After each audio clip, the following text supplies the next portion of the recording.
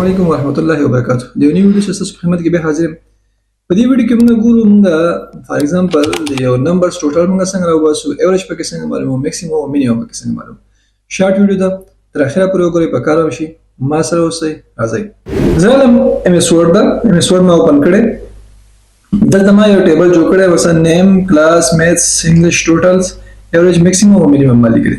ټول نفس د ټوټل راوباسم. د دوه نمبر ټوټل دا دوه موږ خپل کې جمع کوو. دا مثلا کوم سایډ ته دی؟ لیفت سایډ ته دی. نو ته موږ کلیک کوو، راوښو فارمولا ته، یا که شارټ کټ استعمالوئ د کنټرول F9 به کلیک کوئ. ما هلته کلیک کړی او زه راځم فارمولا ته. نو اټومیټیک دلته ما راواغستو ایکو ټو سم لیفت سایډ نمبر ته جمع کول غواړي. یس اوکې وکړئ. لیفت سایډ جمع شو. اوس په نورو کالم باندې به څنګه اپلای کوو، یا په نور نمبر باندې څنګه اپلای کوو، دا به سلیکټ کوو او دا فارمولا سلیکټ کوو. داسې دا به کاپي کوو، کنټرول C، دا نور روګان سلیکټ کوو. دا مخامخ چې کوم ټوټل جمع راوستل غواړو نمبرز، دا مخامخ روګان موږ سلیکټ کوو او کنټرول V پیس پې کوو.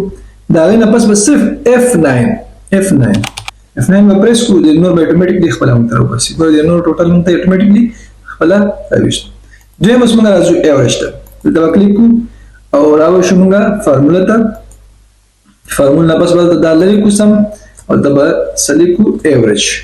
دې کې ورایشو سلیکټ وکړو ایوریج او دلته به ولیکو لیفت، چې لیفت سایډ ته ماته د نمبرز ایوریج راوباسه.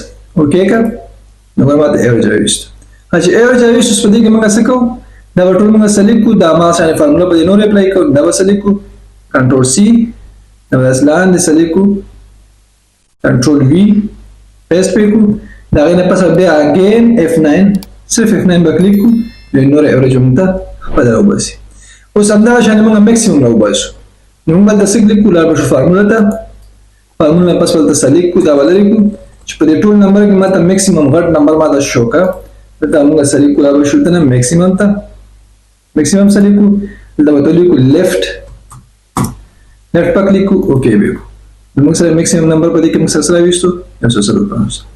دا نور موږ سلیکټ کوو، دلته دا به سلیکټ کوو، دا سلیکټ کوو، کنټرول C کاپي به کوو. بس لاندې راشو د نور باندې کلیک کوو، کنټرول V او بیا به F9 اگین پریس کوو. F9 چې پریس کوو نو ریکو میکسیمم نمبر ماته شو کی. ها کوم موږ راشو مینیمم وګړي نمبر به کوم کوو، نو تاسو کلیک کوو ایکوال ټو دا نمبر راشو دا ختم کوو، ته ولیکو مینیمم سلیکټ وکړو، مینیمم نمبر ماته پکې راشو کا. دا موږ راشو مینیمم ته. همدا شان دا ټول اپلای کوي شي. مینیمم ته ولیکو لیفت اوکې وکړو. اوس په دې کې ټول نه د نور باندې اپلای کول غواړو. دې کې ټول نه وړوکی نمبر چې موږ سره دا شپږ شپېته دی. دا به سلیکټ کوو، کنټرول C او دا نور رو باندې سلیکټ کوو، کنټرول V پیسټ وکړو او دا غیر پس به صرف F9 پریس کوو. F9 چې پریس کوو به نور کې موږ ته وایي. دا زموږ د نن ورځ شارټ ویډیو. په دې کې موږ په ټیبل کې مینیمم او میکسیمم ایوریج ټوټل وغیرہ راویستو. امید کوم چې دا ویډیو خوښ شوي او په کار راشي. ښه وخت ولرئ.